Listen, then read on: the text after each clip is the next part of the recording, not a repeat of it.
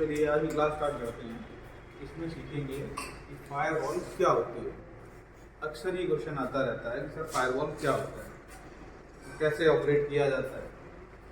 तो हम लोगों ने अभी तक इंडस्ट्री में देखा था फायर एक्सटिंग्विशर होता है। फायर एक्सटिंग्विशर में क्या होता है कि उसको ऑपरेट करना पड़ता है। एक्सटिंग्विशर लिया, उसके अंदर प्रेशराइज्ड एयर होती है, उसको दबाएंगे। दबाने के बाद में जब वो बाहर निकलती है तभी आकर वो डीसीपी पाउडर पहुँचता है।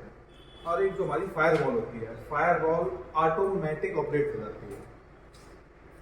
फायर वॉल पे AFO लिखा रहता है और GFO भी लिखा रहता है। AFO जो रहती है उसमें एक फ्यूज, एक बार फायर वॉल को देख लेते हैं, ठीक है।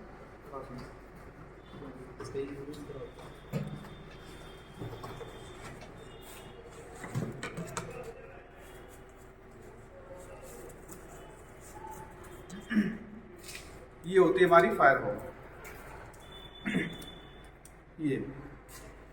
ये ऑपरेट कैसे होती है। एक्सटिंग्विशर का हमने अपना हैंडल दबा दिया और वहां से डीसीपी पाउडर निकलने लगता है। और जो हमारी ये बॉल होती है, ये ऑपरेट कैसे होती है।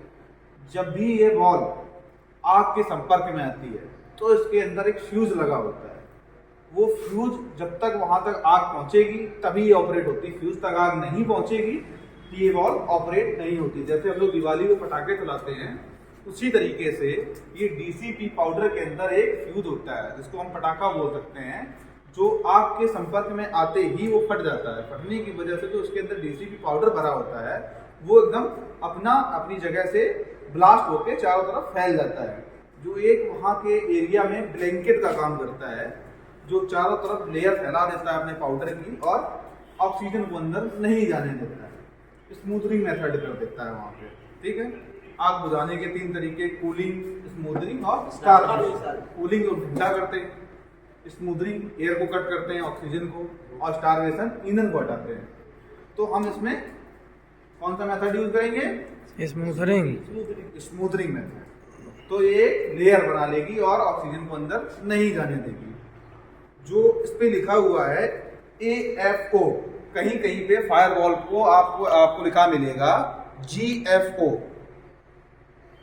AFO की जगह GFO भी लिखा आ सकता है, ठीक। तो इसमें क्या होता है कि ये अलग अलग मैन्युफैक्चरर कंपनियां हैं, ये अलग अलग मैन्युफैक्चरर कंपनियां हैं।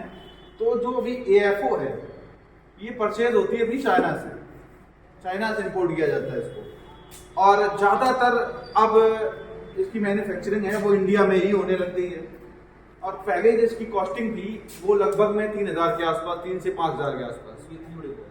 और जो इंडिया में बनने लग गई वो अब लगभग समथिंग काफ़ी डाउन हो गया है रेट उनका। तो जो उसमें AFO में जो फ्यूज लगे होते हैं वो केवल एक होता है। कहीं भी आग लगी और जब तक वो फ्यूज आग के संपर्क में नहीं आएगा तब तक ये फटेगा नहीं।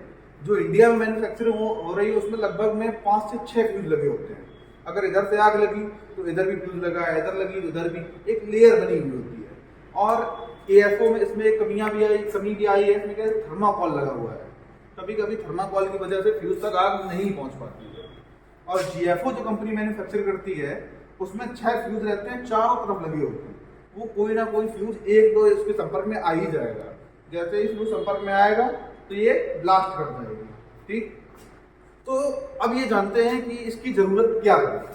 एक्सटिंग्विशर क्या होता था, कहीं भी एक्सटिंग्विशर टंगे होते थे, इंडस्ट्री में लगे हुए हैं और आग लगी। आग लगने के बाद कोई भी वर्कर आया, उसको उठाया और चलाया और आग बुझ गई।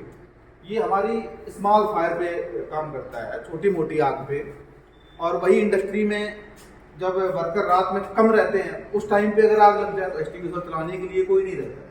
और ज़्यादातर जो आग होती हैं, जो आग की उत्पत्ति होती है वो शॉर्ट सर्किट से ही होती है, ज़्यादातर शॉर्ट सर्किट से। तो जहाँ भी पैनल रहेगा, एक्सटिंग्विशर तो टंगा हुआ है हमारा, पर वहाँ पर उसको चलाने के लिए नहीं है। तो उसी कमी को पूरा करने के लिए चौकीदार की बात भी कार्य करता है। जहाँ भी इलेक्ट्रिक पैनल हुआ, जहाँ आग लगने की संभावनाएं ज़्यादा हैं, उसी जगह पे इस फायर वॉल को इंस्टॉल कर दिया जाता है। जैसे ही ये आग के संपर्क में आती है और वहाँ पे ब्लास्ट कर जाती है और आग को बुझा देती है। इसको चलाने के लिए किसी व्यक्ति की जरूरत नहीं पड़ती है। एक्सटिंग्विशर जब तक चलेगा नहीं जब तक कोई व्यक्ति नहीं होगा, ठीक। और इसका उसमें एक्सटिंग्विशर में अपना गैस के द्वारा से प्रेशर को बाहर निकाला जाता है, एक्सटिंग्विशर के जो डीसीपी पाउडर रहता है, और इसमें ब्लास्ट के जरिए इसको ब्लास्ट किया जाता है, फ्यूज लगे रहते हैं, ठीक। और एक्सटिंग्विशर में क्या होता है कि हर 1 ईयर पे मेंटेनेंस करना पड़ता है, क्योंकि डीसीपी पाउडर धीरे धीरे करके धीरे तह में बैठना स्टार्ट हो जाता है। और ये फायरवॉल होती है, इसको कोई भी मेंटेनेंस की जरूरत नहीं होती है। ये 5 ईयर तक विदाउट मेंटेनेंस के चलेगी, 5 साल तक बिना मेंटेनेंस के ऐसे ही चल सकती है, ठीक। और एक्सटिंग्विशर में कभी कभी प्रेशर गड़बड़ हो जाता है, प्रेशर डाउन हो जाता है, लीकेज होके, इसमें ऐसा कोई चांस नहीं, ठीक। 5 साल तक बिल्कुल सिक्योर एंड सेफ है, इसको कंटिन्यू यूज कर सकते हैं। इसको आग कहीं भी आग लगी है तो उस पर आग पे डायरेक्ट भी फेंक सकते हैं, अपनी एक जगह पर वॉल माउंट भी कर सकते हैं। वॉल माउंट करने के लिए स्टैंड होता है, स्टैंड पे इसको रख लेंगे, इस तरीके से इसको उल्टा भी रख सकते हैं ऐसे अपने टेबल पे, और स्टैंड में लगा के अगर वॉल माउंट करना चाहते हैं तो स्टैंड में ऐसे रखेंगे और ये वॉल में माउंट हो जाता है। इस तरीके से दिखाते हैं आपको, ये दीवार कहीं भी आपका पैनल लगा हुआ है तो पैनल नीचे लगा हुआ है, उसके ऊपर इसको इंस्टॉल कर देंगे और ये इसी तरीके से लगी रहेगी, ठीक है। समझ में आया आप लोगों को? जी सर। कोई क्वेश्चन? No sir.